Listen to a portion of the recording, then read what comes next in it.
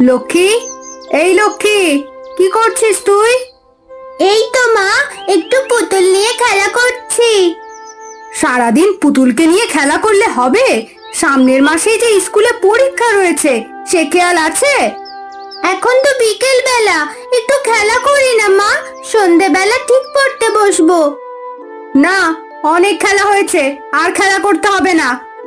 ও মা, একটু খেলতে দাও না। লক্ষ্মী, এবার কিন্তু আমি খুব রেগে যাচ্ছি। চুপচাপ এসব খেলনা বাটি পুতুল সব রেখে হাত মুখ ধুয়ে চুপচাপ পড়তে বস। দূর, ভাল লাগে না, সারাদিন পড়া আর পড়া। হ্যাঁ, এখন মায়ের কথা তো বিরক্ত লাগবেই। যখন তোর সব বন্ধুরা পরীক্ষায় ভালো নম্বর পাবে আর তুই গোল্লা পাবি, তখন মায়ের কথা মনে পড়বে। যাই হোক, তোকে সকালে যে কবিতাটা মুখস্থ করতে বলেছিলাম, সেটা মুখস্থ হয়েছে? হ্যাঁ মা, হয়ে গেছে। ঠিক আছে, একটু পরেই আমি এসে জিজ্ঞেস করছি, দেখি কেমন হয়েছে। না বলতে পারলে দেখবি কি করি।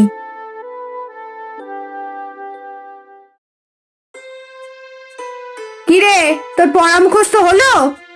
এই তো মা, হয়ে গিয়েছে। এই নাও, পড়াটা ধরো। বল, আমরা চাষ করি আনন্দে কবিতাটি কার লেখা? উম, উম, আরে, কি যেন নাম ছিল, ভুলে যাচ্ছি। ওই রবি। বল বল, ঠিক বলছিস। আহ, রবি। কিরে, বলতে বলতে থেমে গেলি কেন? ঠিকই তো বলছিলিস, বল। ঠিক মনে পড়ছে না। এই জন্য বলেছিলাম একটু মন দিয়ে পড়। আমরা চাষ করি আনন্দে কবিতাটি কবিগুরু রবীন্দ্রনাথ ঠাকুরের লেখা। হ্যাঁ মা, ঠিক বলেছ। আচ্ছা, রবীন্দ্রনাথ ঠাকুরকে কবিগুরু কেন বলা হয়? রবীন্দ্রনাথ ঠাকুর ছিলেন একজন খুব বড় কবি। তিনি 1861 সালের 7ই মে, 25শে বৈশাখ 1268 বঙ্গাব্দে কলকাতার জোড়াসাঁকোর ঠাকুর বাড়িতে জন্মগ্রহণ করেন ও 1941 সালের 22শে শ্রাবণ তিনি পরলোক গমন করেন। তিনি অনেক অনেক সুন্দর কবিতা, গান আর গল্প লিখেছেন, যেগুলো আমরা সবাই খুব ভালোবাসি। উনি এমন একজন মানুষ যিনি আমাদের বাংলা ভাষাকে আরো সুন্দর করে তুলেছেন। তাই সবাই ওনাকে কবিগুরু বলে সম্মান করেন। তুমি এত সুন্দর করে বললে, এবার আমার ঠিক মনে থাকবে। আচ্ছা, এবার পড়ে নে দেখি, আমি হাতের কাজগুলো সেরে নি। ওদিকে যে তোর বাবার আসার সময় হয়ে এলো।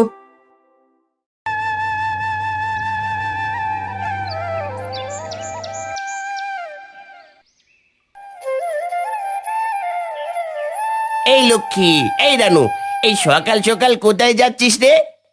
আরে রকি দাদা, তুমি? দাঁড়া দাঁড়া, তোদের সাথে দুটো কথা আছে। কি বলবে?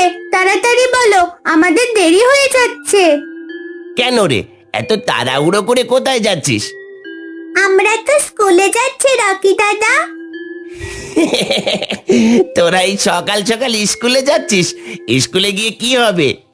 তুমি জানো না রকি দাদা, আমাদের মাস্টার মশাই দিদিমণিরা বলেছে প্রতিদিন স্কুলে যেতে। স্কুলে গেলে আমরা প্রতিদিন অনেক নতুন নতুন জিনিস শিখতে পারি।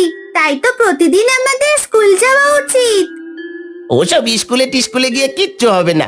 তার চেয়ে বরং চল খেলা করব। রামু কাকার বাগানে গিয়ে গুলতি দিয়ে আম পারবো। না গো রকি দাদা, আমাদের দেরি হয়ে যাচ্ছে। স্কুলে ঘন্টা পড়ার আগে ঢুকতে না পারলে মাস্টার মশাই দিদিমণি খুব বকবে। ঠিক আছে, যা।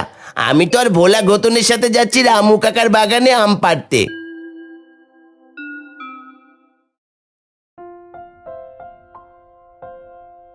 বসুন বসুন, আপনারা সকলে এখানে উপস্থিত। তখন আমি একটি গুরুত্বপূর্ণ বিষয় আপনাদের সাথে আলোচনা করতে চাই। হ্যাঁ স্যার, বলুন। আর কয়েকদিন পরেই তো 25শে বৈশাখ। তাই রবীন্দ্র জয়ন্তী উপলক্ষে আমাদের বিদ্যালয়ে বিশেষ অনুষ্ঠান করার পরিকল্পনা করতে হবে। স্যার, আমার কাছে একটা পরিকল্পনা রয়েছে। আমি ভাবছিলাম একটা ছোট নাটক মঞ্চস্থ করা যায়।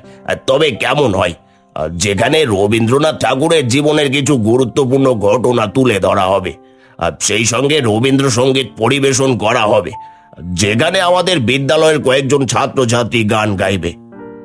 অতি উত্তম প্রস্তাব। এছাড়া কবিতা পাঠেরও আয়োজন করা যেতে পারে, এতে সবাই উৎসাহিত হবে।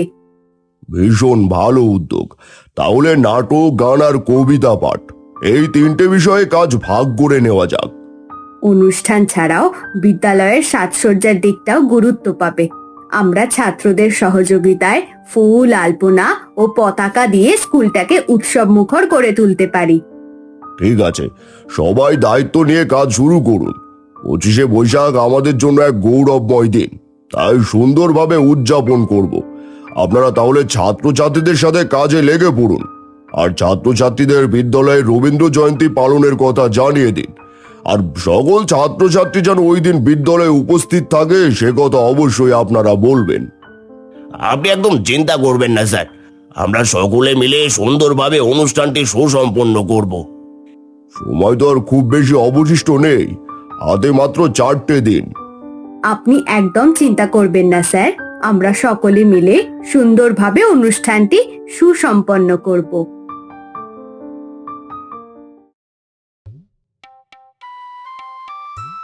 মা জানো আজকে স্কুলে কি হয়েছে? কি হয়েছে রে লক্ষ্মী? আমাদের স্কুলে এবার ধুমধাম করে রবীন্দ্রনাথ ঠাকুরের জন্মদিন পালন হবে গো মা।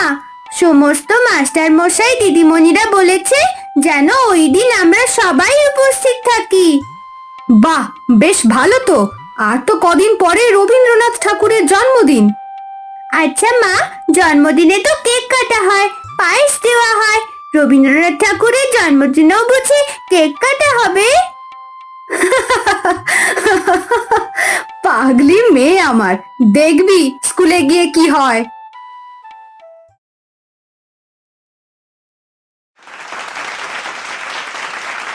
সবাইকে স্বাগত জানাই 25শে বৈশাখ উদযাপনে।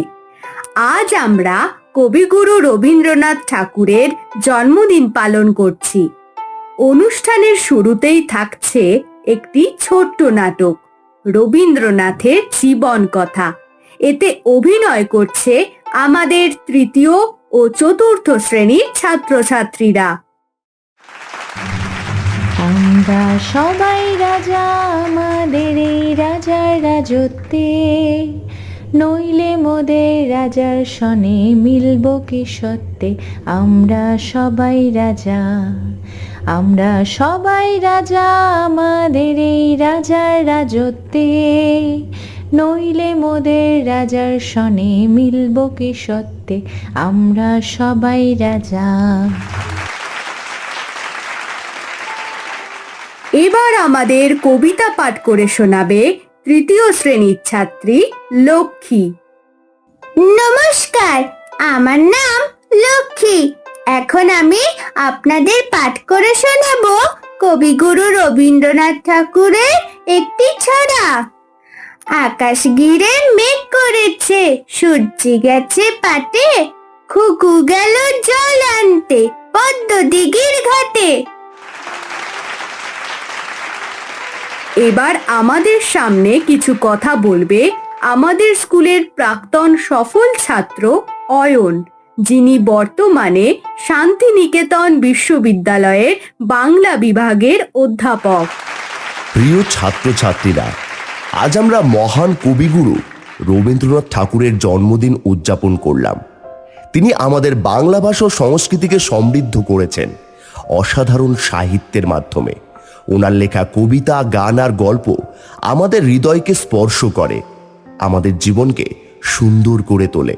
তাই তোমরা সবাই চেষ্টা করবে তার রচনা ভালোবেসে পড়তে। 25শে বৈশাখ আমাদের জন্য শুধু একটি দিন নয়, বরং আমাদের সংস্কৃতির গর্বের দিন। আমি আমাদের বিদ্যালয়ের প্রধান শিক্ষক সত্যব্রত বাবুকে কিছু বলার জন্য অনুরোধ করছি। কবিগুরু রবীন্দ্রনাথ ঠাকুরের আজকে 164তম জন্মদিন উপলক্ষে আমি বক্তব্য রাখছি। সত্যকে যে ভালোবাসে সে কখনো মিথ্যার সাথে আপোষ করতে পারে না। আমাদের সমাজে দুর্নীতি আজ এক কঠিন ব্যাধির মতো ছড়িয়ে পড়েছে। এই দুর্নীতি আমাদের মূল্যবোধকে ধ্বংস করছে, আমাদের আগামী প্রজন্মের ভবিষ্যৎকে অন্ধকার করছে। শিক্ষার্থী হিসেবে, নাগরিক হিসেবে আমাদের সকলের দায়িত্ব দুর্নীতির বিরুদ্ধে সোচ্চার হওয়া।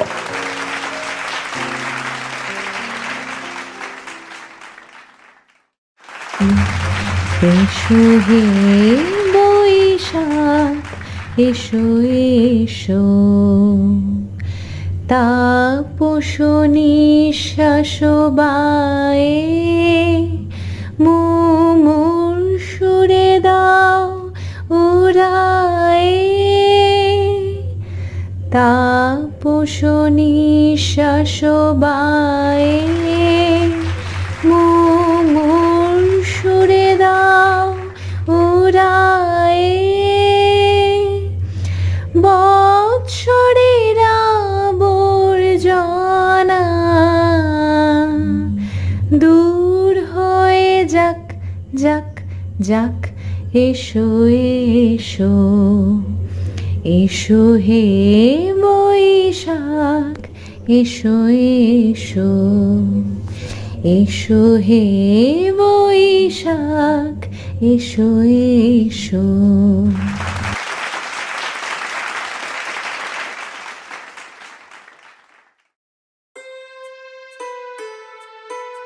এই লক্ষ্মী, এই রানু, কোথায় গেছিলি? স্কুলে নাকি অন্য কোথাও? আবার হাতে মিষ্টির প্যাকেট? আমরা তো স্কুল থেকে ফিরছি গো রকি দাদা।